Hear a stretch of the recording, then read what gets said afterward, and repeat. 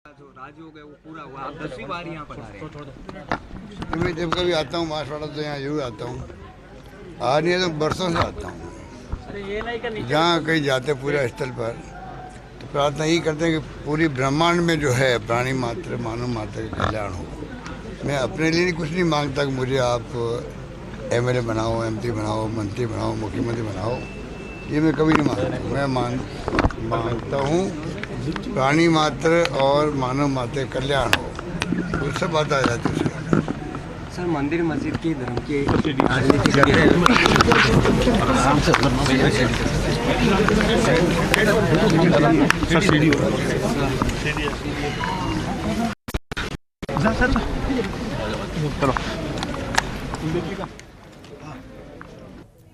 तो देखिए, पूजा अर्चना के बाद, आरती के बाद मुख्यमंत्री अशोक गहलोत बाहर मंदिर प्रांगण से आ चुके हैं और आपने सुना उनको। उन्होंने कहा कि मैं जब भी बांसवाड़ा आता हूं तब मैं त्रिपुरा सुंदरी मंदिर जरूर आता हूं आशीर्वाद लेने के लिए। आपको बताएं कि इस मंदिर की विशेष मान्यता है। माना यह भी जाता है, मान्यता ये भी है कि यहाँ पर जो भी मांगा जाए वो पूरा होता है और इसलिए नेता से लेकर आम जन तक हर कोई यहाँ मंदिर में शीश नवाने के लिए पहुँचते हैं। और इसी कड़ी में तस्वीर आपने कुछ देर पहले की देखी।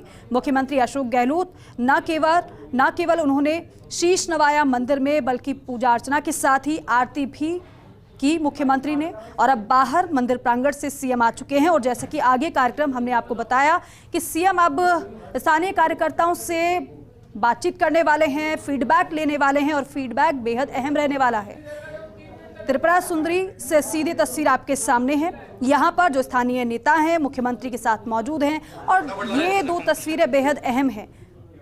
एक तस्वीर कुछ देर पहले की आरती करते हुए सीएम को आप देख रहे हैं, दूसरी तस्वीर ये सीधे लाइव आपको दिखा रहे हैं सीएम अशोक गहलोत, जिनका स्वागत स्थानीय लोग वहां पर कर रहे हैं। और जैसा कि सहयोगी ने बताया था कि 5 विधानसभा के कार्यकर्ताओं से फीडबैक सीएम लेने वाले हैं और अहम इसलिए भी है क्योंकि बांसवाड़ा को हाल ही में सीएम की तरफ से संभाग की घोषणा की गई थी।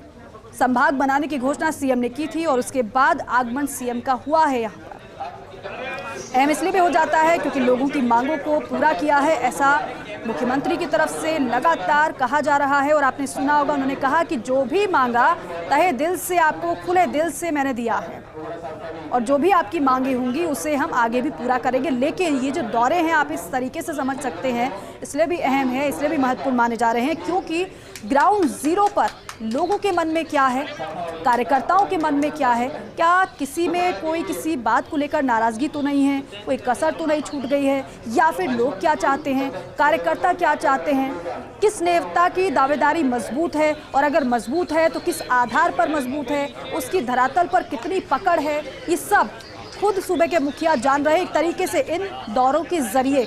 और इसलिए हम बार बार ये कह रहे हैं कि ये जो दौरे हैं चुनाव से पहले, इलेक्शन से पहले बेहद अहम हो जाते हैं क्योंकि यही वो समय होता है जो दावेदारी तो तमाम लोग करते हैं लेकिन ग्राउंड जीरो पर जिसकी पकड़ मजबूत है वो इन्हीं दौरों के दौरान पता चलता है और साथ ही साथ लोगों के मन में क्या है ये भी पता चल जाता है।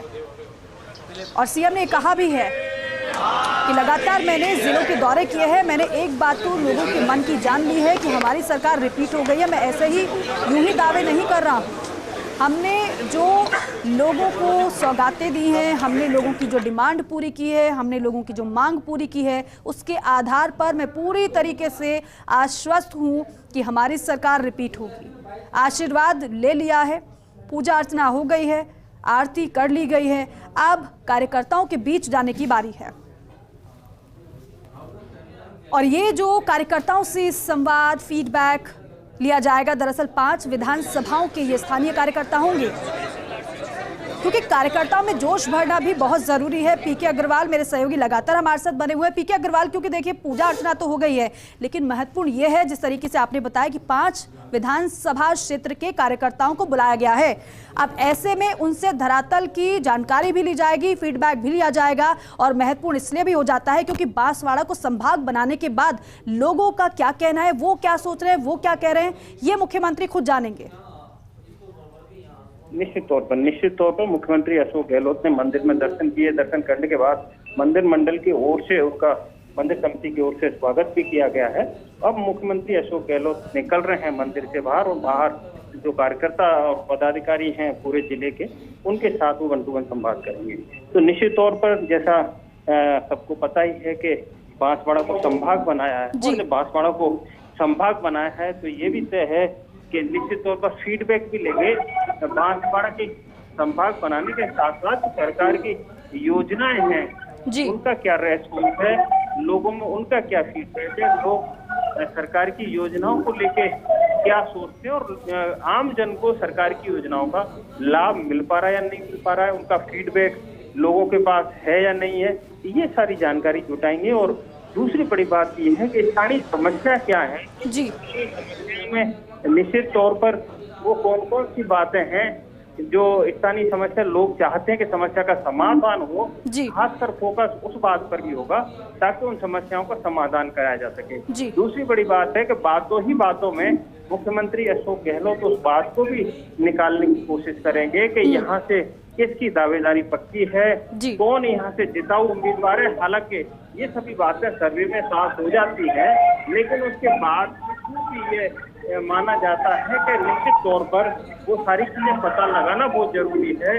कि किस तरह का फीडबैक क्षेत्र से किस व्यक्ति के प्रति आ रहा है, ताकि उस फीडबैक के आधार पर आगे की कार्रवाई की जा सके। तो दूसरी कई और बड़ी बातें हैं, अहम बातें हैं जो निकलकर सामने आती हैं, और जिस तरह से पूरे जिले की 5 विधानसभा सीट है, 5 विधानसभा सीटों के पदाधिकारी और कार्यकर्ता जब यहाँ पहुंचे हैं तो निश्चित तौर पर उनके जो संवाद होगा, संवाद जो होता है, मंथन होता है, उससे जो निकल कर